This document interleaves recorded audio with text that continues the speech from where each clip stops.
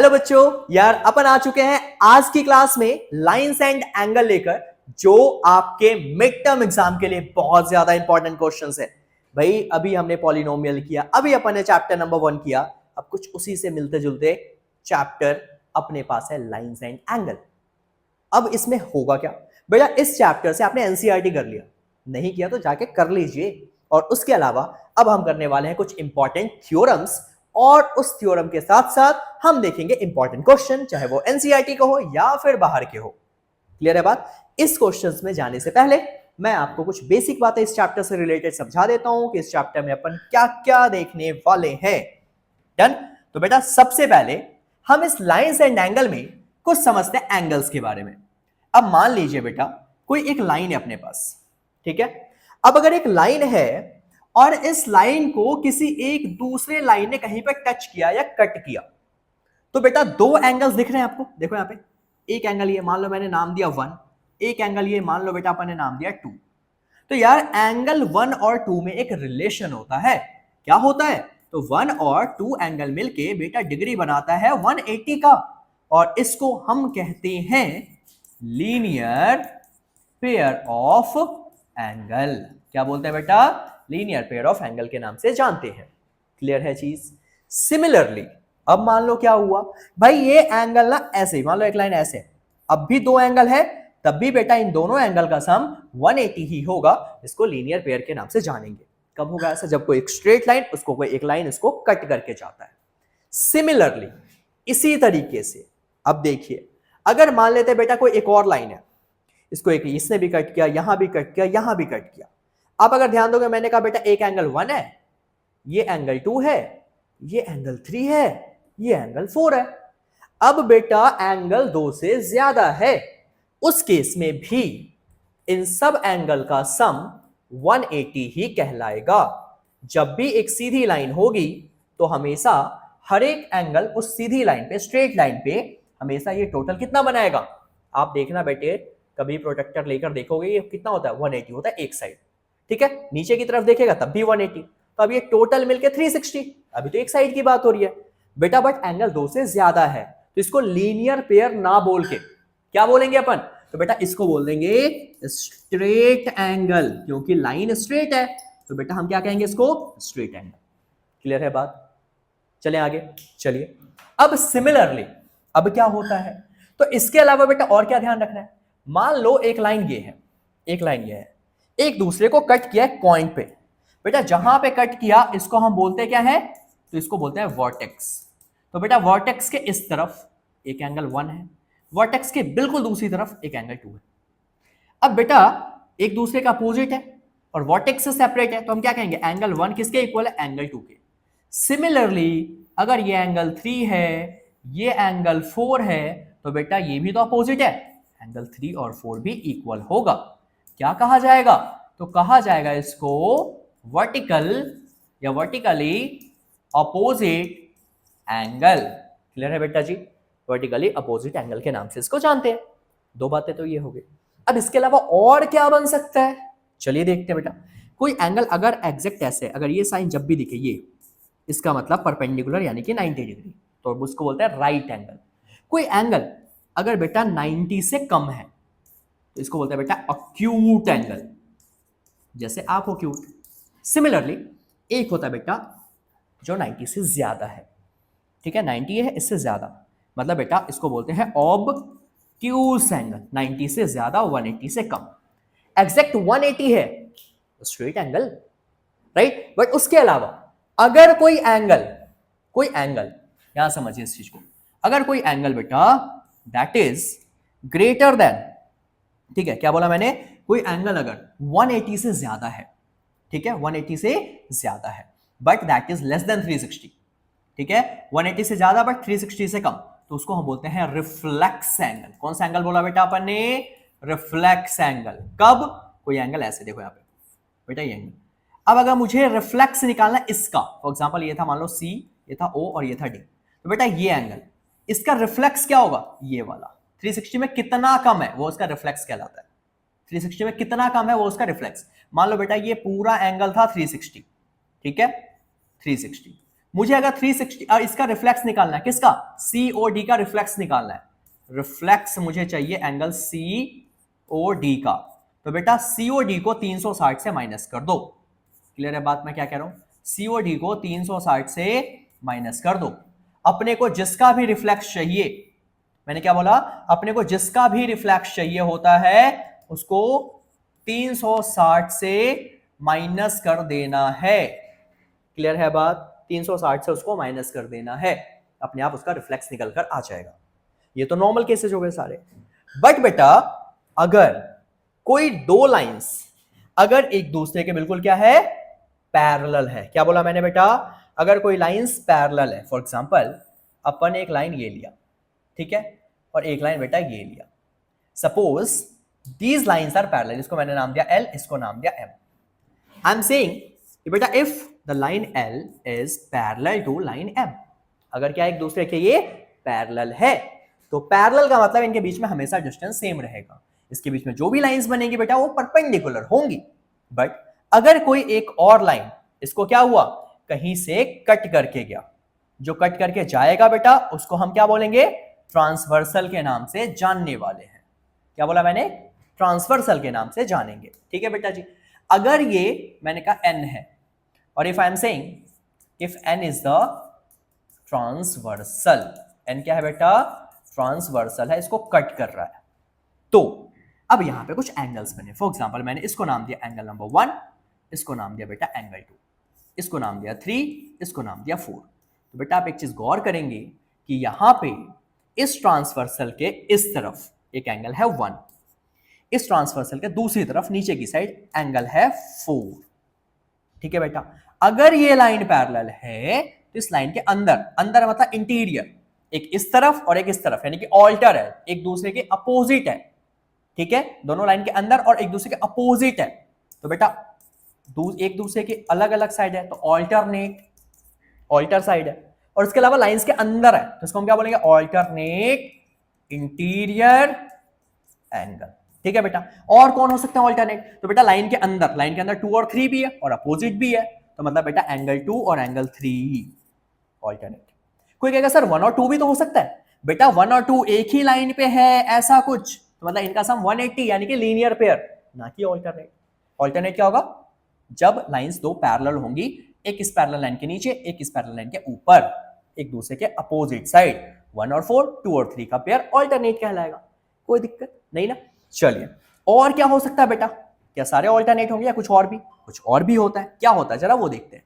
अगर line parallel है तभी लगेगा दूसरा केस, कब, मैंने कहा इफ फिर से L पैरेलल टू M, इसी फिगर के लिए, तो बेटा लाइन के एक ही तरफ कौन कौन से एंगल है, एक 1 है एक 3 है, तो बेटा 1 और 3 मिलके ना 180 डिग्री बनाता है।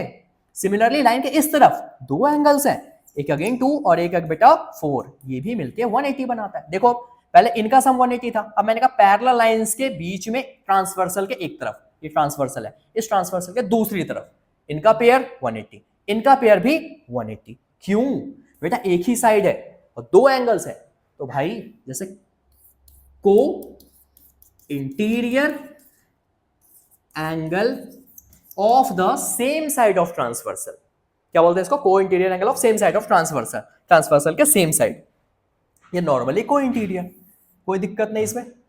आगे आ जाए बेटा, अगली बात भी कर लेते हैं इसी से रिलेटेड। एक और चीज देखिए, अब अगर मान लो फिर से ये लाइन और ये लाइन, इसको मैंने बोला L और इसको बोला M, ठीक है बेटा, मैंने कहा फिर से इफ L जो है बेटा, ये L क्या है, if L is parallel to M।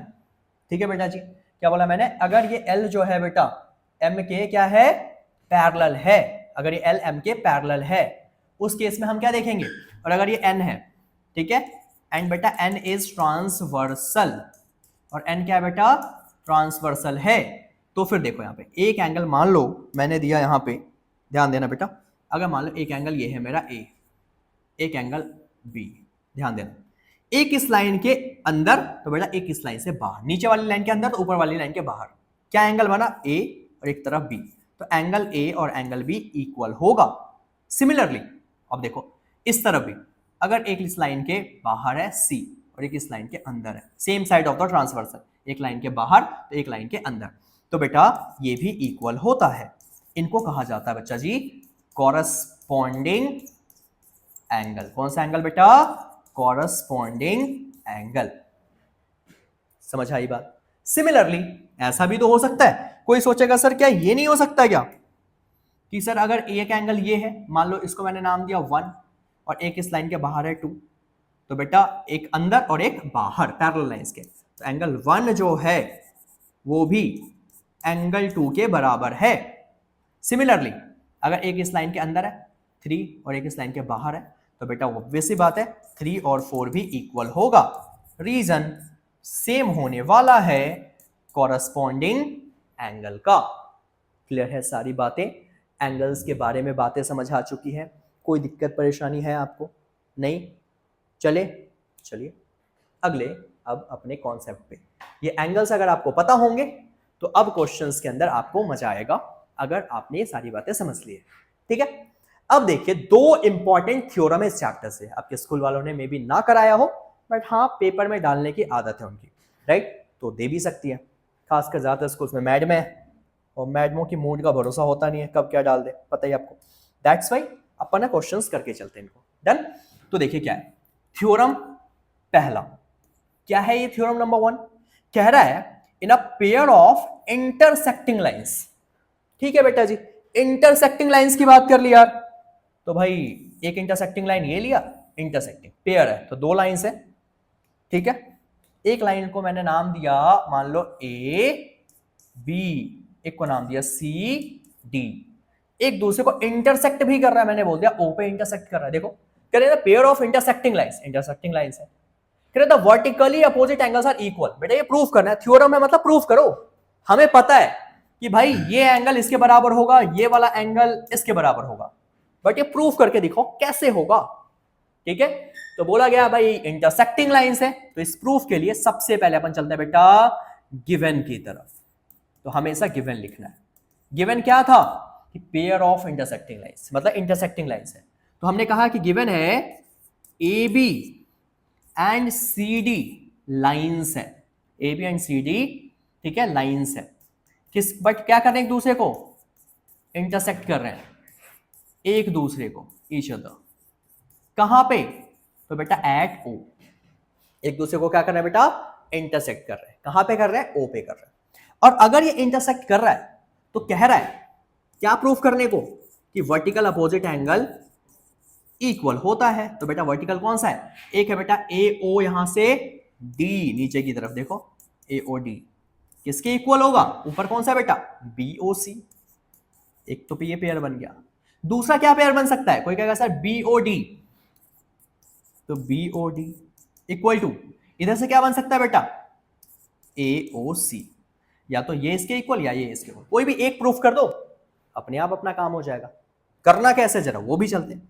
अब बेटा चलते हैं अपनी प्रूफ की तरफ। ठीक है, आप कोई भी एक प्रूफ करो। चलो देखो कैसे। मैंने ले लिया, मान लेते हैं इस लाइन को, इस लाइन को, कौन सा लाइन? A O B. ठीक है, राइट। तो मैंने कहा on a line, not online, हम कह रहे हैं on a line A O B, एक straight line A O B. बेटा ए ओ बी अगर एक लाइन है और कोई अगर ये लाइन कट कर रहा, तो ये एंगल और ये एंगल, इनका सम 180 होगा नहीं होगा? लीनियर पेयर, बिल्कुल पता है आपको। तो बेटा ए ओ सी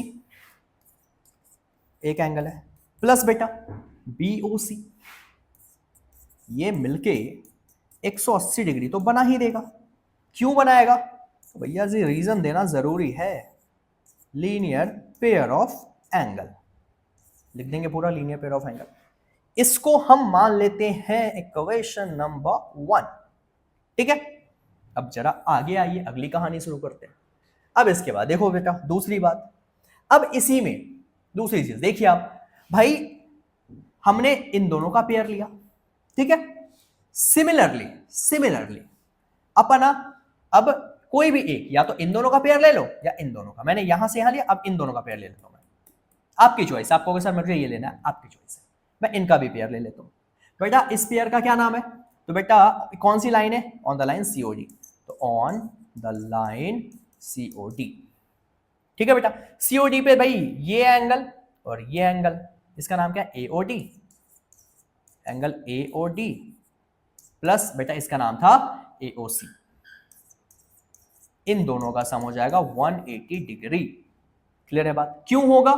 तो भैया जी रीजन तो सेम ही है, linear pair of angle.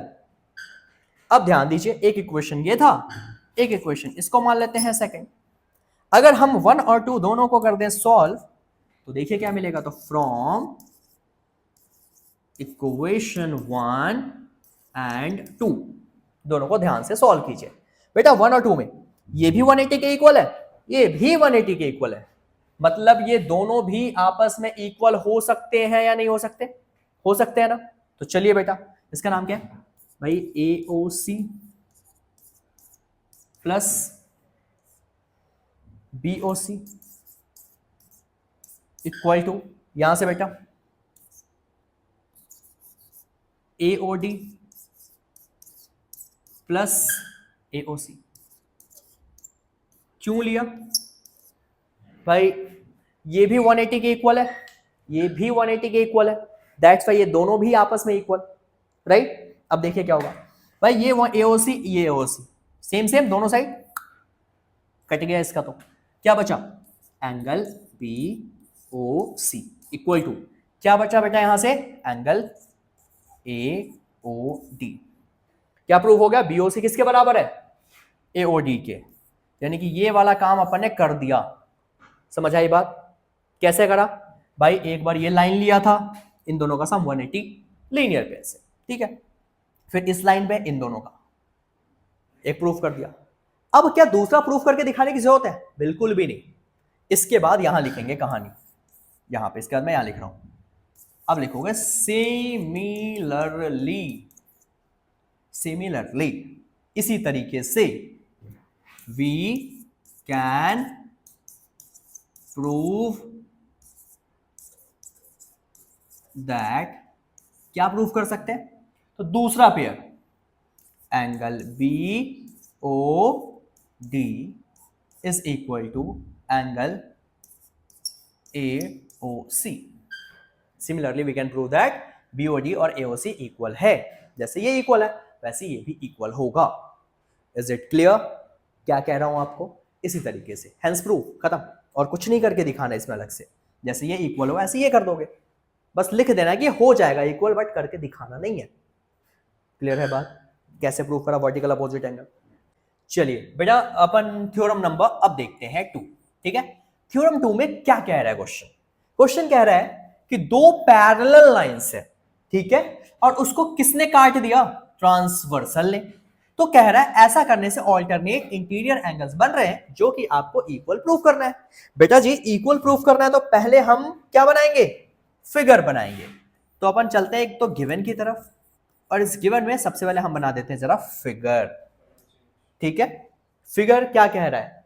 Figure कह रहा है आपको कि मान लो एक अपने पास बेटा लाइन है, ये देखो एक लाइन मैंने ये लिया और एक लाइन मैंने ये लिया, ठीक है। सपोज बेटा इसको मैंने नाम दिया, इस लाइन का नाम था ए बी और बेटा इस लाइन का नाम था सी डी। अब कह रहा है इस लाइन को कट किया है एक ट्रांसवर्सल ने, मैंने माना ये मेरा ट्रांसवर्सल था, ठीक है। सपोज बेटा इसको नाम दिया मैंने इस पॉइंट पे जहां पे कट हुआ P, और इस पॉइंट को नाम दिया बेटा Q, ठीक है, और पूरा नाम था इसका N। तो हम लिख देते हैं गिवन कि भाई AB is parallel to CD, यही बोला गया, और N is the transversal. N क्या बेटा? ट्रांसवर्सल। और अगर ये ट्रांसवर्सल है तो इसका मतलब कह रहा है N कट कर रहा है किसको? AB एंड CD को। कहां पे? तो बेटा at P and Q respectively. भाई रेस्पेक्टिवली का मतलब है AB को P पे कट कर रहा है, पहले हमने AB की बात करी तो यहां से पहले P है, पहले CD की बात करी बाद में बेटा यहां पे क्या है? Q है। तो इस तरीके से कट हुआ है। तो कह रहा है क्या? कह रहा है बेटा प्रूफ कीजिए। भाई क्या प्रूफ कर रहा है? तो प्रूफ करना ऑल्टरनेट इंटीरियर एंगल्स इक्वल होंगे। बेटा ऑल्टरनेट इंटीरियर है कौन कौन से यहां? वो देखिए जरा, एक ये एंगल एक ये एंगल, इसका नाम क्या बेटा? A P Q. कह रहा है एंगल ए पी क्यू किसके इक्वल होगा बेटा? इसका नाम क्या है? डी क्यू पी के। To angle D Q P के। क्लियर है चीज? सिमिलरली और क्या प्रूफ करना है? तो बेटा ये एंगल और ये एंगल ये भी ऑल्टरनेट है, इसका नाम क्या बेटा? तो इसका नाम बेटा C Q P, angle C Q P, और इसका नाम बेटा B P Q, angle B P Q. ठीक है जी, ये प्रूफ करना है। अब बेटा प्रूफ करने में जरा ध्यान देना होता है, ये करना क्या होता है।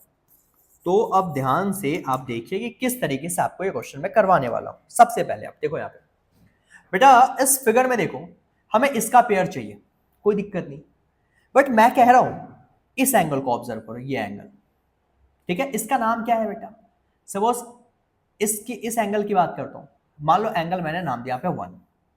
क्या बोला बेटा मैंने? एंगल 1। ठीक है, अब एंगल 1 और इसमें कोई रिलेशन आ रहा है? कोई रिलेशन है? आप देखो एंगल 1 इक्वल टू, इसको ऑब्जर्व करो, एक लाइन ऐसे है एक लाइन ऐसे है, तो भाई ये एंगल और ये एंगल वर्टिकल अपोजिट, तो बेटा ये और ये वर्टिकल अपोजिट। कैसे? एंगल 1 देखो इसी लाइन से, ऐसे समझो, देखो इसी वर्टेक्स से इधर, इसी वर्टेक्स से इधर, अब दिख रहा होगा आपको, इसका नाम है 1। तो एंगल 1 किसके इक्वल है? इसके, इसका नाम क्या था? B P Q. तो angle 1 is equal to angle B P Q. Reason? Vertically opposite angle का पेयर है ये। ठीक है बेटा, और उसके अलावा इस एंगल 1 का रिलेशन और किसके साथ है? भाई इस एंगल 1 का रिलेशन इसके साथ भी है। देखो ये लाइन पैरेलल है बेटा, पैरेलल है तो ये और ये कॉरस्पॉन्डिंग एंगल है। होता है ना ऐसा, एक लाइन के बाहर और एक लाइन के अंदर, आज ही समझाया। ठीक है, तो क्या लिखोगे? Since A B parallel to C D, तो देयरफॉर बेटा इस एंगल का नाम है 1 इक्वल टू, एक लाइन के बाहर तो एक लाइन के अंदर, इसका नाम क्या है? C Q P. क्या बोला बेटा मैंने? Angle C Q P. ठीक है, क्या कौन सा एंगल है? इसका नाम क्या बोला मैंने? तो बेटा कॉरस्पॉन्डिंग एंगल। ठीक है बेटा जी, क्या कौन सा एंगल? Corresponding angle. नाउ अब कॉरस्पॉन्डिंग एंगल कौन कौन से बेटा? ठीक है, तो जरा हम कॉरस्पॉन्डिंग एंगल देखते हैं। एक सेकेंड बेटा,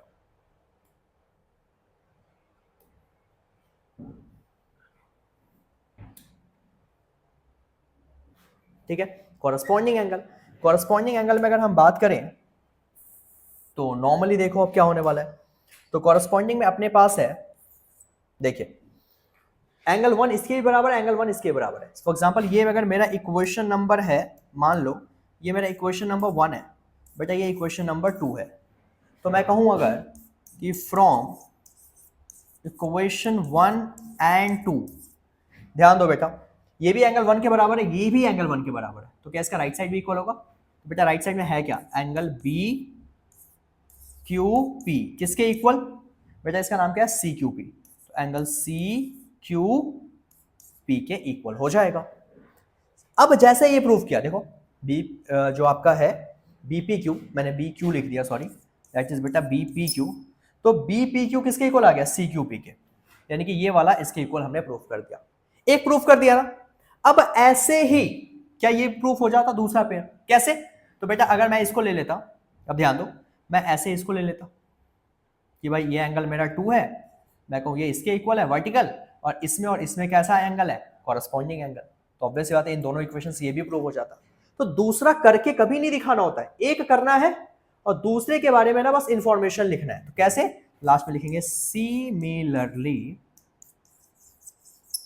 ठीक है, वी कैन प्रूव, क्या प्रूव कर सकते हैं? तो ये pair angle C Q P is equal to angle B P Q. क्या लिखना है बेटा लास्ट में? Similarly we can prove that, कौन सा एंगल? एंगल जो दूसरा पेयर था, क्या नाम था बेटा इसका? A P Q is equal to angle D Q, और बेटा दूसरा नाम है पी। सिमिलरली ये एंगल भी बेटा इक्वल कहलाएगा। ठीक है, प्रूव आपको करना नहीं है, बस लिख देना है कि ऐसे ये प्रूव होने वाला है। Is it clear? तो ये थे बेटा अपने 2 थ्योरम्स जो इस चैप्टर से बहुत ज्यादा इंपॉर्टेंट है आपके लिए। डन। अब जरा जल्दी से चलते हैं अपने क्वेश्चंस की तरफ कि आखिर क्वेश्चंस को कैसे डील करना है। ठीक है, तो चलिए आज के इस क्वेश्चंस की कैटेगरी में सबसे पहला क्वेश्चन अपने पास देखिए क्या है। तो बेटा सबसे पहले दे रखा है यहां पे, देखो कह रहा है कि इस फिगर के अंदर दो स्ट्रेट लाइंस है। स्ट्रेट लाइंस का नाम क्या है बेटा? एक का नाम है ए बी, देखो सीधा लाइन है, और बेटा एक लाइन है ये वाला सी डी, यह सी डी, और एक क्या था बेटा? A B. ओके, अब इसको ना कोई एक लाइन इंटरसेक्ट करता है ओ पे, तो कह रहा है एंगल सी ओ टी, ये रहा C O T, O T intersect करता है, गिवन है। तो पहले अपन लिखते हैं गिवन, ठीक है, गिवन क्या है? तो A B and C D are two straight lines, straight lines, ठीक है, एक दूसरे को इंटरसेक्ट कर रहा है, इंटरसेक्टिंग ईच अदर। ओके, तो इंटरसेक्ट कर रहा है कहां पे? तो एट ओ, डन। और एक चीज गिवन है, angle C O T given है 60 डिग्री। कह रहा फाइंड कीजिए एबीसी, कोई दिक्कत नहीं बेटा, एबीसी फाइंड करना है। एक चीज आप ध्यान देना बेटा आराम से, कि बेटा आप देखो कि भाई ये रहा सी डी, ये रहा ए बी, ये रहा सी डी, ध्यान दो यहाँ पे। अभी एक पल को मैं टी को भूल जाता हूं। तो बेटा ये एंगल और ये एंगल ए ओ सी और angle B O D equal होगा नहीं होगा? राइट। तो नाउ देखो मैं क्या करूं, एंगल ए ओ सी किसके इक्वल होगा बेटा? एंगल बी ओ डी के। यहां से देखो ए O C B O D के इक्वल होगा। क्यों होगा? तो क्योंकि वर्टिकल अपोजिट एंगल है, तो वर्टिकल अपोजिट एंगल की कैटेगरी है। बेटा जी ए ओ सी की वैल्यू कितनी है? देखो यहाँ पे 4b, रख दू मैं 4b, देखो ए ओ सी, फिर बी ओ डी, ये रहा B O D, B O D में क्या आ रहा है? A, that is equal to A. Clear है? कितना आ गया? बी ओ डी किसके बराबर है बेटा? ए के बराबर है। तो अभी इसको ऐसे ही रहने देते, कुछ तो मिला नहीं। अब आ जाओ यहाँ पे दूसरा बेटा एंगल बी ओ सी है, देखो ध्यान से। नाउ एंगल दूसरा पेयर है बेटा बी ओ सी का, इक्वल टू देखो बी ओ सी, ये रहा किसके इक्वल है? ए ओ डी के इक्वल है। चलिए फिगर में देखते हैं बीओसी। बीओसी, बीओसी में ये पूरा एंगल आ रहा है, एक का नाम है बी, एक का नाम है 60। बीओसी में पूरा आ रहा है बी प्लस में 60 डिग्री। बेटा एओडी ऊपर है, एओडी में आ रहा है 2c, 2c, एओडी में कितना आ रहा है बेटा? 2c। क्लियर है बात? अब देखो इतने पेयर्स अपन ने यहां पे बना लिए, क्या बेनिफिट हुआ इससे, जरा हम वो भी समझने की कोशिश करते हैं। अगर बेटा बेनिफिट्स की बात करूं तो ध्यान दो कि क्या होता है यहां पे, अपने पास ये जो फिगर मैंने यहां पे बनाया था रफली, अब देखो जरा इसको रिलेट करो इन सब कॉन्सेप्ट से। बेटा एक लाइन के, आपको याद हो, एक लाइन की किसी एक तरफ, अगर देखो अगर मैं लाइन इसकी बात करता हूं बेटा, इस लाइन की, on the line C O D, on the line C O D, ठीक है, स्ट्रेट लाइन है। तो बेटा स्ट्रेट लाइन में दो एंगल आ रहा है, एक का नाम है बेटा 2c प्लस एक का नाम है बेटा 4b। ये मिलके 180 डिग्री बनाएगा नहीं बनाएगा? क्यों बनाएगा? क्योंकि भाई दोनों दो ही एंगल है, तो बेटा स्ट्रेट लाइन है तो लीनियर पेयर तो एंगल बनेगा ही बनेगा, तो लीनियर पेयर ऑफ एंगल। क्या बेनिफिट हुआ इससे बेटा? बेनिफिट ये हुआ कि अगर आप ध्यान देंगे तो बेटा देखो 2c की वैल्यू किसके बराबर है? b plus 60, b plus 60। देखो 2c की वैल्यू क्या है बेटा? b प्लस 60 रख दिया यहां पे, और 4b अपनी जगह पे इक्वल टू 180। कहां से आया?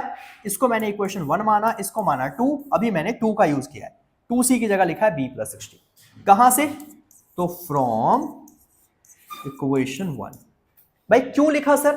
क्योंकि बेटा अब ना यहां पे दोनों b हो गया, 4b प्लस 1b 5b, बेटा प्लस 60 वहां गया तो माइनस 5b, ऐसे का ऐसा बेटा, माइनस करेंगे बेटा ये मिलेगा 120, ठीक है, 5 मल्टीप्लाई वहां गया तो डिवाइड, 120 डिवाइड बाई 5।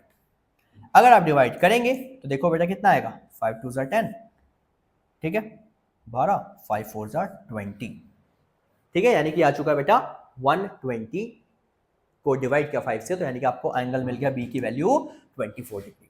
बेटा बी अगर मिल चुका है तो क्या इस बी की हेल्प से हम बाकी निकाल सकते हैं? तो जरा वो भी निकालते हैं। बेटा अगर बी मिल गया तो अब देखो यहां पे, अगर इस बी की वैल्यू मैं यहां रख दूं, मैंने कहा पुट कर दीजिए the value of be in equation number 1, तो देयरफॉर क्या मिलेगा? 4 ऐसे का ऐसा, बी की जगह बेटा मैंने क्या रख दिया? 24 रख दिया, कितना आ जाएगा? ए, कितना आएगा? 24 4 96 डिग्री। क्या मिल गया बेटा? ए मिल गया। क्लियर है बात? अब देखो बेटा, अपने को ए भी मिल चुका है, अपने को बी भी मिल चुका है, ठीक है। अब क्या निकालना, सी। बेटा देखो सी किसके इक्वल है, 2c इक्वल है b प्लस 60। तो फ्रॉम इक्वेशन 2 देखो बेटा 2c किसके बराबर है, तो बेटा कह रहे हैं 2c बराबर है b प्लस 60 के। देखिए b प्लस 60 के। बेटा b कितना निकाला अपन ने, 24 प्लस 60 और ये है 2c प्लस कर दो बेटा 4, 6 और 2 8, 2 मल्टीप्लाई यहां गया तो डिवाइड, ठीक है। तो c डिवाइड कीजिए 2 4 जा और बेटा 2 2 जा, तो c आ गया 42 डिग्री। क्लियर है बात। अपन ने निकाल दिया a, अपन ने निकाल दिया b, अपन ने निकाल दिया c। समझ आया वर्टिकल का कॉन्सेप्ट लगा के, राइट। इस तरीके से चीजें अपने को ध्यान देनी है। कैसे क्वेश्चन सॉल्व कर रहे हैं बेटा, एनसीईआरटी में ना इस लेवल के क्वेश्चन है नहीं, इसकी लेवल बहुत अलग है एनसीईआरटी के क्वेश्चंस के मुकाबले। तो बेटा ध्यान से करने क्वेश्चंस, ठीक है। चलिए अगला क्वेश्चन देखते हैं आज का, क्या कह रहा है। क्वेश्चन नंबर 2 बेटा कह रहा है आपसे कि in the figure so that A B parallel to E F. ये रहा ए बी, ये रहा ई एफ। भाई ऑब्वियसली इसको आगे मैं बढ़ाऊंगा तो पैरेलल तो लग रहा है, बट अपने को प्रूफ करना है कि आखिर पैरेलल कैसे है। डन। तो बेटा इस प्रूफ में सबसे पहले ध्यान दो, अगर मैं ये कर दूं कि ये एंगल और ये एंगल ऑल्टरनेट है या फिर ये को इंटीरियर है तो अपना काम हो जाए, तभी तो पैरेलल होता है लाइंस। तो सोचते हैं जरा क्या हो सकता है। बेटा आप इन दो लाइंस को ऑब्जर्व कीजिए, इन दो लाइंस में आप क्या देख रहे हो, A B and C D के बारे में सोचिए। बेटा ये पूरा एंगल और ये एंगल मेरे को तो इक्वल दिख रहा है। कैसे, देखो एंगल ए बी सी, ठीक है, right, is equal to angle B C D, है ना। कैसे, ये भी 70 है और ये भी 70 है। देखो 40 प्लस 30, और दोनों अगर सेम है, राइट, है ना। ये कहां है, क्वेश्चन में साफ साफ मुझे दिख रहा है तो लिख दिया मैंने फ्रॉम फिगर। मेरे को फिगर में दिखाइए इक्वल लग रहा है। बेटा अगर ऐसा है तो ये कौन से लाइंस के बीच में, A B and C D. तो इसका मतलब, और ये एक लाइन के इस तरफ है और एक इस लाइन के इस तरफ है, इसका मतलब ए बी पैरेलल है सी डी के। क्यों, क्योंकि देखने में तो ऑल्टरनेट लग रहा है और इक्वल है भी, तो इसका मतलब ये लाइन क्या रही होंगी, पैरेलल। कैसे, तो बाई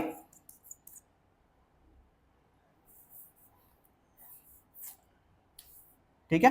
क्यों हुआ ऐसा, क्यों हुआ, क्योंकि since these angles are alternate interior angle. Clear है बात। अब देखिए बेटा, अब एक बार आप सोचिए, ठीक है, between the line C D and E F, C D और ई एफ के बारे में सोचिए। बेटा सी डी ये रहा, ध्यान दो जरा मैं क्या कह रहा हूं आपको, सी डी की बात करो। बेटा सी डी से लगाओ ये एंगल और ई एफ ये एंगल, इन दोनों का सम, ये 40 है, ये 140 है, इनका सम। बेटा एक एंगल है CED, sorry CEF, angle CEF plus angle, इसका नाम देखो बेटा डीसीई, डीसीई का सम देखो कितना आ रहा है, सीईएफ कितना आ रहा है 40, बेटा ये कितना आ रहा है 140, दैट इज इक्वल टू 180, इनका सम आया 180। बेटा दो लाइंस के बीच में अगर इस ट्रांसवर्सल के एक ही तरफ दो एंगल्स है, दोनों का सम 180 है, तो ये कब होगा, जब ये लाइंस क्या नहीं होंगी, पैरेलल, क्योंकि कैसा है ये, को इंटीरियर, ठीक है। Therefore these angles are said to be co interior, क्योंकि भाई सम 180 आया बेटा। अगर को इंटीरियर है, अगर ये एंगल्स को इंटीरियर है, इसका मतलब ये लाइंस आपस में पैरेलल। कौन किसके पैरेलल, सी डी किसके पैरेलल, ई एफ के parallel, C D E F के पैरेलल। बेटा जी अब आप ध्यान दीजिए, इक्वेशन नंबर 1 और इक्वेशन नंबर 2, कौन सा कह रहा हूं बेटा मैं, इक्वेशन नंबर 1 और बेटा इक्वेशन नंबर 2 से। ठीक है, एक सेकेंड बेटा,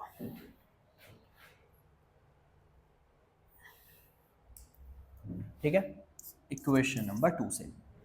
इक्वेशन 1 और 2 में अगर आप ध्यान देंगे तो क्या पता चल रहा है? कुछ पता चला आपको? मेरे को तो दिख रहा है फ्रॉम इक्वेशन 1 एंड 2।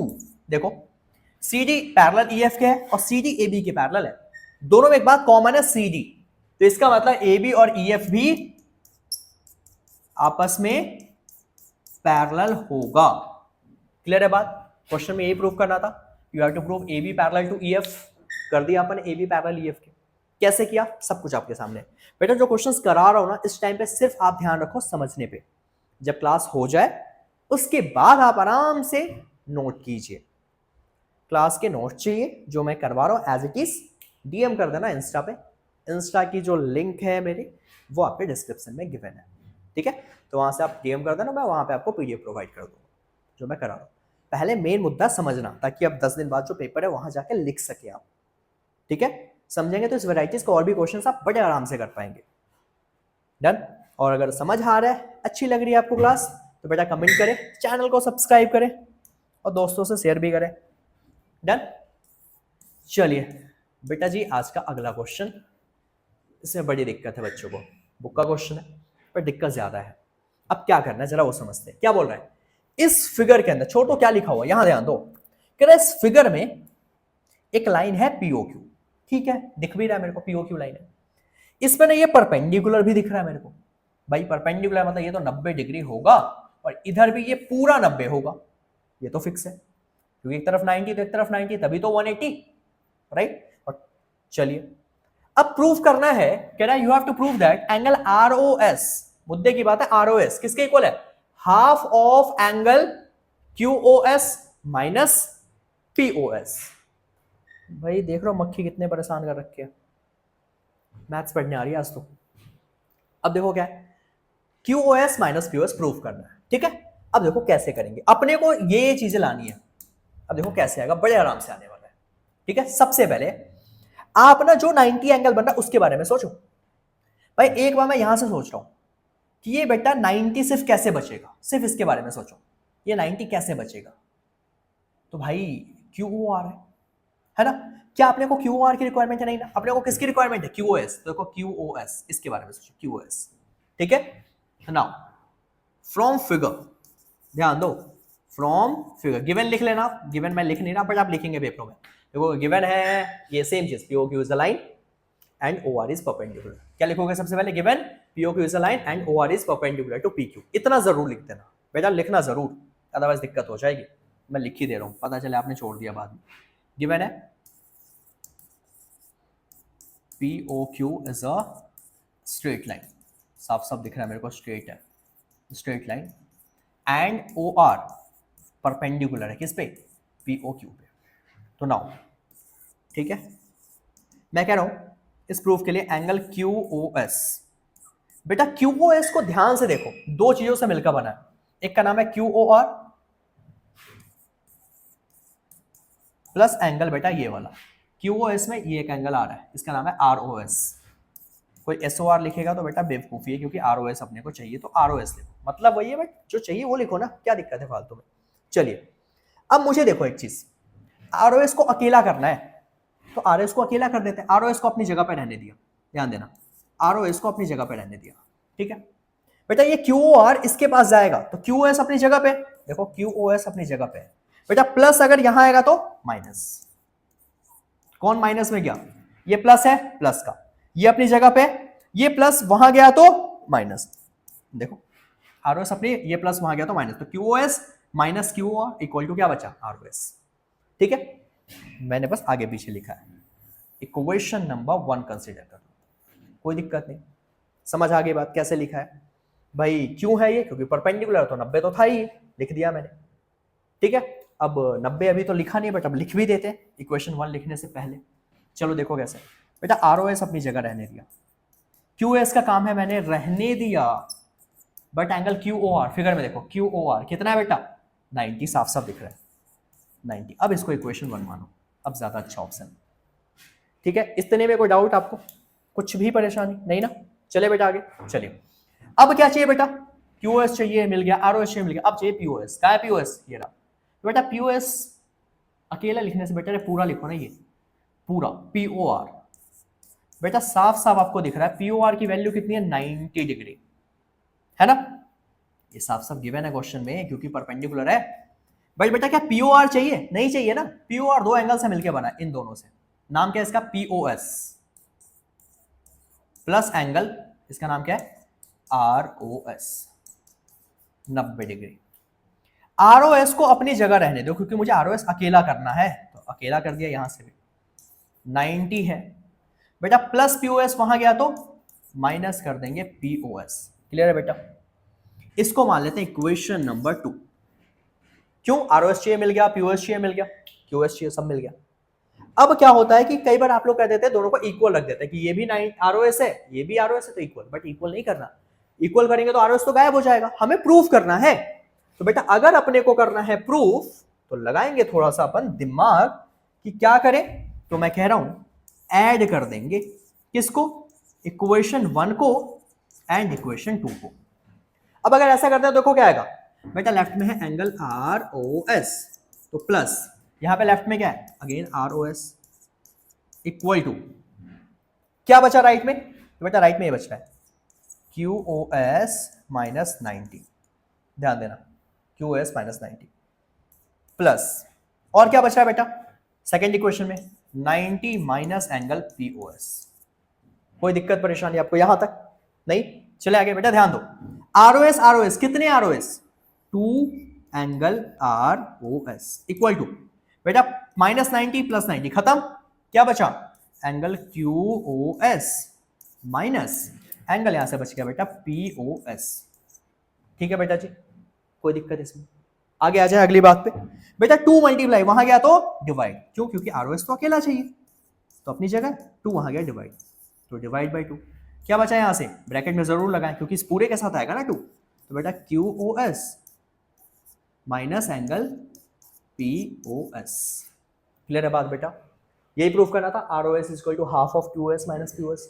हो तो गया क्वेश्चन, कहां कुछ करा ज्यादा, सिंपल सा प्रूफ था। खामखा आप घबराते हो।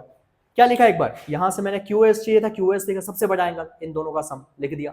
एक की वैल्यू 90 थी, पुट कर दिया इक्वेशन 1। आर ओ एस को अकेला किया। यहां से देखा अच्छा ये पूरा 90 है, इस दो एंगल का सम 90। यहां से एक इक्वेशन बनाई आर ओ एस को अकेला करके, दोनों को ऐड किया, खत्म कहानी।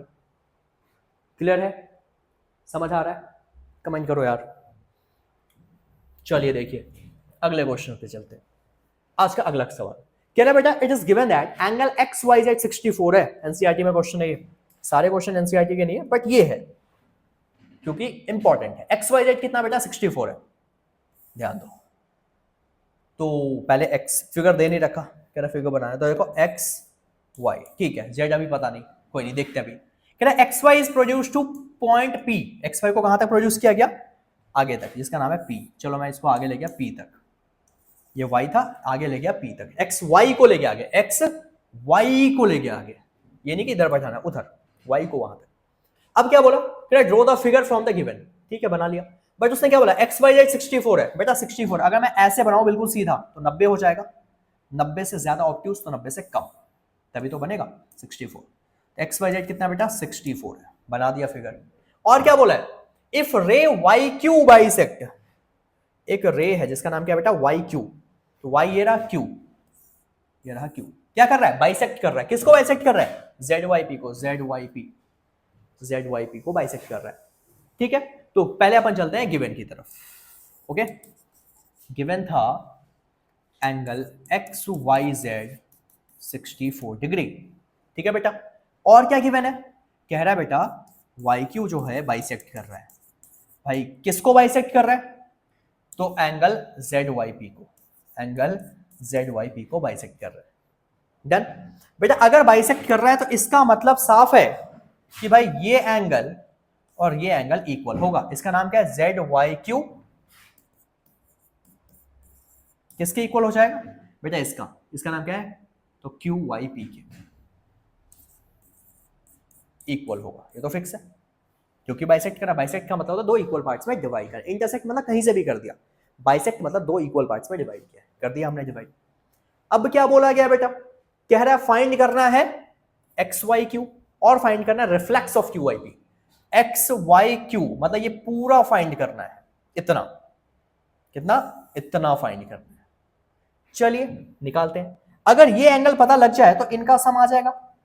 कैसे निकालें जरा वो सोचते हैं। बेटा एक स्ट्रेट लाइन है एक्स वाई पी, तो देखो on the line X Y P, इस लाइन पे इन टोटल का सम 180 होगा, बिल्कुल। तो बेटा क्या है टोटल, तो एक एंगल है बेटा एक्स वाई जेड, ये वाला, इस पूरे का नाम क्या है, तो एक का नाम है जेड वाई क्यू, देखो जेड वाई क्यू, और बेटा इसका नाम क्या है क्यू वाई पी, देखो एंगल क्यू वाई पी, ये मिलके बनाएगा 180। क्यों, तो भाई स्ट्रेट एंगल है, सीधी लाइन है और दो से ज्यादा एंगल है, तो स्ट्रेट एंगल का कॉन्सेप्ट है ये।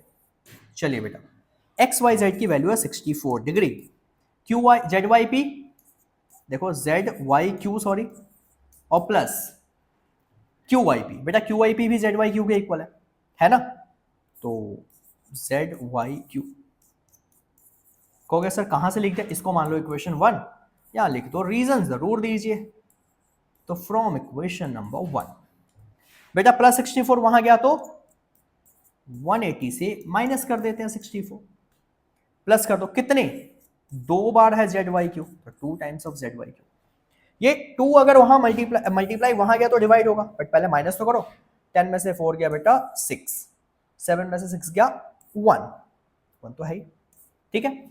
ये 2 मल्टीप्लाई वहां गया तो डिवाइड, यहां पे क्या बचा Z Y Q, Z Y Q, clear है बात, तो आ गया, इसको माइनस करके और 2 से डिवाइड, माइनस कीजिए, माइनस करेंगे तो आ जाएगा 58 डिग्री, जेड वाई क्यू कितना आ गया बेटा 58 डिग्री, ठीक है, ये आ चुका है। अब जब ये आ गया जेड वाई क्यू, तो अब एक चीज ध्यान दो, ध्यान देना एक चीज, नाउ क्या अपने को जेड वाई क्यू चाहिए, कहेंगे नहीं, क्या चाहिए अपने को एक्स वाई क्यू, तो बेटा एंगल एक्स वाई क्यू, ध्यान दो एक्स वाई क्यू, बेटा एक्स वाई क्यू ये पूरा है, दो चीजों से मिलकर बना है, एक वैल्यू है 64 और प्लस बेटा एक वैल्यू है जेड वाई क्यू, तो बेटा 64 प्लस जेड वाई क्यू कितना आया बेटा 58, तो कितना आ गया बेटा एक्स वाई क्यू आ गया 122 डिग्री, क्लियर है बात, ये वैल्यू आ गई। अब बात करते हैं जरा किसको लेकर, इसका क्या निकालना, रिफ्लेक्स, चलिए बेटा जी रिफ्लेक्स की तरफ चलते हैं। भाई रिफ्लेक्स निकालने के लिए पहले वो एंगल पता होना चाहिए, तो एंगल क्यू वाई पी किसके इक्वल है, ध्यान दो, एंगल क्यू वाई पी अभी निकाला, देखो क्यू वाई पी किसके इक्वल है जेड वाई क्यू के, तो मैं कहूं from equation 1 angle Q Y P equal to angle Z Y Q, और बेटा जेड वाई क्यू कितना है 58, ठीक है, इसको 2 मान लो, लिख भी देते हैं फ्रॉम इक्वेशन 1 एंड 2, ठीक है बेटा जी, ये आ गया 58। अब अगर आ गया रिफ्लेक्स निकालना, मैंने क्या समझाया था आज की क्लास के स्टार्टिंग में, रिफ्लेक्स निकालने के लिए किसका, जिसका भी निकालना है, किसका निकालना है, तो रिफ्लेक्स निकालना है क्यू वाई पी का, जिसका रिफ्लेक्स चाहिए उसको 360 डिग्री से माइनस कर दीजिए, तो भाई क्यू वाई पी का रिफ्लेक्स चाहिए तो क्यू वाई पी को 360 से माइनस कर देते हैं, तो 360 माइनस क्यू वाई पी है कितना 58, माइनस करेंगे बेटा तो आपको मिल जाएगा 302 डिग्री, किसका reflex, angle Q Y P का रिफ्लेक्स। इज इट क्लियर, कैसे निकाला है क्वेश्चन, डन, आगे चले बेटा। तो इस तरीके से अपने को क्वेश्चंस डील करने हैं। चलिए बेटा अब अपना अगला क्वेश्चन आज का देखिए क्या कह रहा है। अब कह रहा है आपसे कि भाई एंगल x 62 डिग्री है, ये रहा भाई, एक्स वाई जेड 54 है, ये रहा एक्स वाई जेड, ये पूरा 54 है, ठीक है भाई। उसके अलावा क्या बोला है, Y O and Z O are the bisector, bisector मतलब इक्वल पार्ट्स में डिवाइड करता है। तो सबसे पहले देखो मैं गिवन लिखना चाहूंगा, गिवन क्या क्या है, एंगल x है बेटा 62 डिग्री, ओके। उसके अलावा एंगल एक्स वाई जेड है बेटा 54 डिग्री, और क्या दे रखा है, कह रहा बेटा ये ना इसको बाइसेक्ट कर रहा है, बाइसेक्ट का मतलब ही क्या होता है, इक्वल पार्ट्स में डिवाइड करना। तो बेटा कह रहा है कि एक जो है अपने पास ओ वाई क्या कर रहा है, बाइसेक्ट कर रहा है, भाई किसको बाइसेक्ट कर रहा है, तो एंगल एक्स वाई जेड को, एंगल एक्स वाई जेड को बाइसेक्ट कर रहा है, ठीक है बेटा।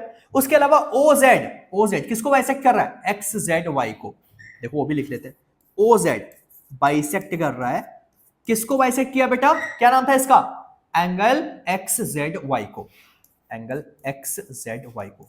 ये क्वेश्चन में साफ साफ गिवन है, ठीक है बेटा। और अगर ये गिवन है तो क्या प्रूफ करना है, कह रहा है you have to find angle O Z Y, O Z Y मतलब इतना एंगल फाइंड करना है बेटा जी, ठीक है। और क्या बोला है, and find Y O Z find करना है। तो चलिए देखते हैं कैसे होगा, ठीक है। नाउ चलिए देखिए बेटा, अब क्या बोला है, ओ वाई बाइसेक्ट कर रहा है एक्स वाई जेड को। ओ वाई अगर बाइसेक्ट कर रहा है तो बेटा अब खुद सोचो, ये एंगल और ये एंगल इक्वल हो जाएगा, क्यों, क्योंकि बाइसेक्ट क्या दो इक्वल पार्ट्स में डिवाइड करेगा। इसका नाम क्या बेटा, सपोज इसको मैंने नाम दिया, ध्यान दो यहाँ पे, मैं नाम दे देता हूँ, इसको एंगल नाम दिया 1, इसको दिया 2, इसको दिया 3, ठीक है। तो मैं कह रहा हूं और ये दिया 4, तो एंगल 1 और एंगल 4 इक्वल, क्योंकि बाइसेक्ट किया है, तो देखो एंगल 1 इक्वल टू एंगल 4, ठीक है। और बेटा ये दोनों एंगल इस पूरे का आधा होगा, पूरा एंगल कितना था ये 54, तो बेटा 54 का हाफ देखो 27 डिग्री, मतलब एंगल 1 भी 27 और एंगल 4 भी 27 हो जाएगा, पूरे का आधा होगा ना, सिंपल सी बात है। सिमिलरली ओजेड बेटा इसको बाइसेक्ट कर रहा है, मतलब एंगल 2 और एंगल 3 इक्वल, बिल्कुल। और बेटा ये इस पूरे का आधा, ये पूरा है कितना अभी नहीं पता, बट पूरा है क्या, एक्स जेड वाई, तो एक्स जेड वाई का हाफ हो जाएगा, इसमें तो कोई दिक्कत है ही नहीं। नाउ अब इस पूरे ट्रायंगल में देखिए, तो in triangle X Y Z एक एंगल है 62, एक एंगल है पूरा का पूरा 54, और ये पूरा एंगल है X Z Y, X Z Y, ये तीनों मिलके हो जाएगा 180 डिग्री। बेटा एंगल एक्स जेड वाई कितना आएगा, ध्यान दो 180 है माइनस इनका सम, 4 और 2 6, और 6 और 5 11 होगा बेटा ना, माइनस कीजिए बेटा, 10 में से 6 गया 2, 7 में से गया 5, कितना आ गया 52, क्लियर है बात, सॉरी 52 कह रहा हूँ, नो नो नो नो बेटा गलत लिख दिया मैंने, 54 आ रहा है, अभी भी गलत है, अच्छा 64, ओके ओके ओके ठीक है, सॉरी 64, तो एंगल एक्स जेड वाई कितना आ गया बेटा 64 डिग्री, कोई दिक्कत नहीं इसमें। चलिए ये 64 आया, ये 54 है, और ये 62 है, कोई दिक्कत है ही नहीं इसमें। अब अगर आ गया तो अपने को करना क्या है भाई, अपन यहां पे देखिए, अपन निकाल लेते हैं एंगल कौन सा, अपन बेटा यहां से निकाल लेते हैं एंगल नंबर विच इज, तो बेटा अपने को यहां से देखिए क्या निकालना है, एंगल नंबर 2 और एंगल नंबर 3 की वैल्यू, तो therefore angle 2 equal to angle 3 equal to 64/2, ये वैल्यू यही तो है, तो आ गया 32, ठीक है, क्लियर है बात। तो बेटा एंगल 2 और एंगल 3 कितना आ गया 32 डिग्री आ गया, कोई भी हो गया। अब क्या चाहिए अपने को चाहिए था ओ जेड वाई, बेटा ओ जेड वाई, तो therefore angle O Z Y कितना आ गया 32, एंगल ओ जेड वाई को ही 2 कहा गया। और क्या निकालना वाई ओ जेड, बेटा वाई ओ जेड ये रहा, तो in triangle Y O Z triangle में देखिए बेटा तीनों एंगल का सम 180 होता है, एक है एंगल 1, एक है एंगल 2, एक का नाम है वाई ओ जेड, बेटा ये तीनों मिलके कितना बनाएगा 180 डिग्री, रीजन क्या देंगे आप, एंगल सम प्रॉपर्टी, ठीक है बेटा। एंगल 1 कितना है, एंगल 1 निकाला अपने बेटा, एंगल 1 27, तो बेटा 27, एंगल 2 बेटा अभी निकाला है 32, और बेटा वाई ओ जेड ऐसे का ऐसा कितना हो जाएगा इक्वल टू में 180, एंगल सम प्रॉपर्टी से हमने निकाला है। बेटा क्या वाई ओ जेड की वैल्यू आप मेरे को कमेंट कर सकते हो, बताओ जरा क्या आएगा, तो 180 माइनस इनका सम कितना होगा बेटा इनका सम, तो बेटा 7 और 2 9, ठीक है ना, और 3 और 2 5, माइनस कर दीजिए 59 इसमें से, कितने में से 180 में से, आपको मिल जाएगा एंगल वाई ओ जेड जो आपको चाहिए था। समझ आया कैसे निकाला है ओ जेड वाई या वाई ओ जेड, कोई दिक्कत परेशानी आपको, निकल चुका है। चलिए कमेंट कीजिए फटाफट बेटा जल्दी, ओके आई होप कर लिया आपने, ओके ओके ओके ओके। चलिए बेटा अगले क्वेश्चन पे क्या बोला है, कह रहा है इन the figure P Q perpendicular है, पी क्यू कहाँ है, पी क्यू ये रहा, किस पे परपेंडिकुलर है, पी एस पे, तो भाई गिवन है गिवन है, खत्म करने वाले हैं बस। पी क्यू परपेंडिकुलर है किस पे बेटा, पी एस पे। फिर क्या बोला है, पी क्यू पैरेलल है एस आर के, पी क्यू पैरेलल है एस आर के। नाउ और क्या बोला गया भाई, एस क्यू आर कहाँ है, एस क्यू आर ये 128 है ओनली, क्यू आर टी 65 है, कहाँ है क्यू आर टी, ये 65 है। ठीक है बेटा, कह रहा find the value of X and Y, X और वाई निकालना है। बेटा ध्यान दो, ये लाइन इसके पैरेलल है, गिवन है ना, गिवन है, पैरेलल है बेटा। अगर पैरेलल है तो बेटा ये पूरा एंगल इसके बराबर होगा, ऑल्टरनेट इंटीरियर। कितना है पूरा एंगल, तो बेटा वो पूरा एंगल x प्लस 28 मिलके है ना, किसके बराबर, ये पूरा एंगल कितना है बेटा 65। Reason alternate interior angle. x कितना आ गया 65 माइनस 28, 15 में से आ गया 7, 5 में से 2 गया 3। ठीक है बेटा, एंगल x कितना आ गया 37 डिग्री। कोई दिक्कत नहीं, इन दोनों का सम इसके बराबर, क्यों ऑल्टरनेट था, क्योंकि ये लाइन पैरेलल थी। बेटा जब ये आ गया तो एक चीज देखो आप, इस ट्रायंगल के अंदर, नाउ इन ट्रायंगल PQS, बेटा इन तीनों एंगल का सम 180 होगा, एंगल सम प्रॉपर्टी। बेटा एक एंगल है P प्लस एक है X प्लस एक है बेटा Y, तीनों का सम 180। रीजन दे देंगे एंगल सम प्रॉपर्टी। बेटा अगर देखा जाए ना कि पुरानी एनसीईआरटी का है, वैसे क्वेश्चन कहता है डिलीटेड है, बट टीचर फिर भी दे रहे हैं तो आपने को पता होना चाहिए। P है बेटा 90 डिग्री, X कितना है X, देखो X निकाला 37 प्लस Y कितना है Y, तो बेटा Y अभी ऐसे का ऐसा, क्योंकि Y ही तो निकालना है। मेरे को आप कमेंट करके मारो जल्दी से, माइनस इनका सम, जल्दी जल्दी जल्दी, Y आ जाएगा यहाँ से, X निकाला Y निकाल दिया, क्वेश्चन खत्म। आप बताओ कमेंट करके क्या आंसर आने वाला है। कर लेंगे माइनस, करते आपको क्या मिल जाएगा Y। ठीक है बेटा, अगले क्वेश्चन की तरफ चलते हैं। देखिए ध्यान से, बुक का क्वेश्चन ये भी आपके इंपॉर्टेंट है। सबसे पहला काम कह रहा है इसमें PQ और ये ST पैरेलल है, गिवन है। अपने को क्या करना है, ये एंगल फाइंड करना है, इसका नाम क्या बेटा QRS ये निकालना है।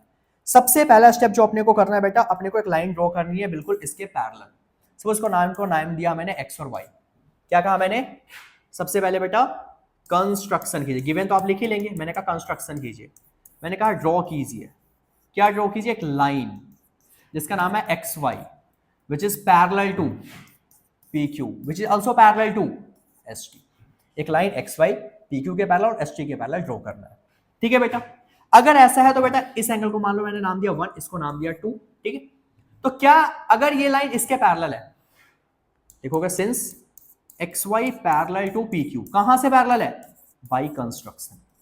बेटा अगर ये पैरेलल है तो क्या एंगल 1 और 110 में रिलेशन है, तो 1 प्लस 110 यस 180 है। क्यों, ट्रांसवर्सल के एक ही तरफ है, दोनों लाइन के अंदर है, तो क्या बोलेंगे इसको, को इंटीरियर एंगल, को इंटीरियर एंगल। बेटा बोर तो नहीं हो रहा ना, एंगल 1 180 माइनस x10। मजा आ रहा है सेशन में, पेपर है सिर पे, करना तो पड़ेगा यार। Done, okay.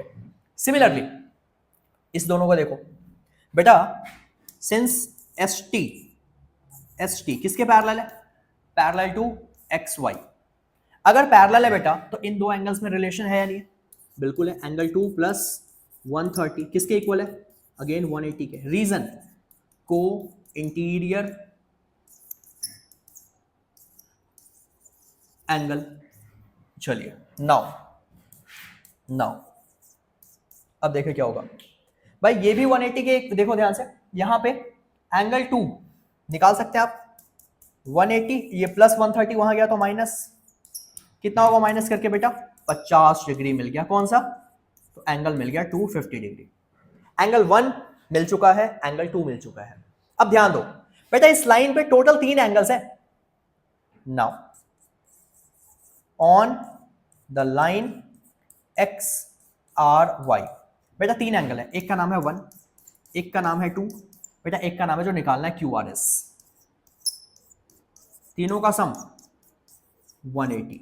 रीजन आप देंगे बेटा, रीजन आप बताओ भाई। 3 एंगल है, स्ट्रेट लाइन है, तो बेटा स्ट्रेट एंगल। ठीक है बेटा, देखो एंगल 1 की वैल्यू मुझे पता है, कितना निकाला भी एंगल 1 70, तो 70, एंगल 2 50, एंगल QRS, कई लोगों को ये क्वेश्चन आता होगा पहले से, और आता है तो बहुत ही अच्छी बात है बेटा। एंगल QRS ऐसे का ऐसा 180 माइनस इनका सम बेटा वहां गया तो 120, कितना आएगा माइनस करके 60 डिग्री, कितना आ गया बेटा 60 डिग्री। क्लियर है बात? कैसे करा क्वेश्चन, समझ आ गया? कंस्ट्रक्शन किया, इससे हमने निकाला को इंटीरियर, इससे को इंटीरियर, और तीनों का सम 180 कर दिया लास्ट में। Is it clear? आज का आखिरी क्वेश्चन बेटा, अगर अच्छी लगे वीडियो कमेंट करें, चैनल को सब्सक्राइब जरूर करें और थोड़ा सा शेयर भी करें यार अपने दोस्तों के साथ। ठीक है बेटा जी, आज का आखिरी क्वेश्चन देखते हैं ध्यान से। क्या बोला? एंगल POR और एंगल ROQ। POR ये, ROQ ये, इन दोनों का रेशियो है 5:7। ठीक है, तो बेटा रेशियो है भाई, ये देखो स्ट्रेट लाइन है, ध्यान दो रेशियो वाले questions. On the line, line का नाम है POQ। बेटा एक एंगल है POR और एक एंगल बेटा ROQ। ध्यान दोगे तो दोनों का सम 180 होने वाला है। क्यों भाई? लीनियर पेयर का कॉन्सेप्ट है, तो लीनियर पेयर ऑफ एंगल की हेल्प से। ठीक है बेटा, लीनियर पेयर ऑफ एंगल की हेल्प से। बट बेटा POR कितना होगा? तो देखो यहां पे सबसे पहले, इससे पहले एक चीज लेट कर लेना, let angle POR is equal to कितना है रेशियो, पहले 5 है तो बेटा 5x। एक एंगल है ROQ कितना है बेटा, यहां पे रेशियो 7 तो 7x। जब भी रेशियो वाले क्वेश्चंस हो तो बेटा हमेशा एंगल को लेट करना, एग्जैक्ट वैल्यू नहीं होगी। एक है 5 तो 5x, 7 है तो 7x, 2 है तो 2x, ऐसे। ठीक है बेटा, पहले वाला पहले रेशियो के इक्वल, दूसरे वाला दूसरे के। अब बेटा ध्यान दो, POR की वैल्यू कितना बेटा 5x, ROQ की वैल्यू कितना बेटा 7x।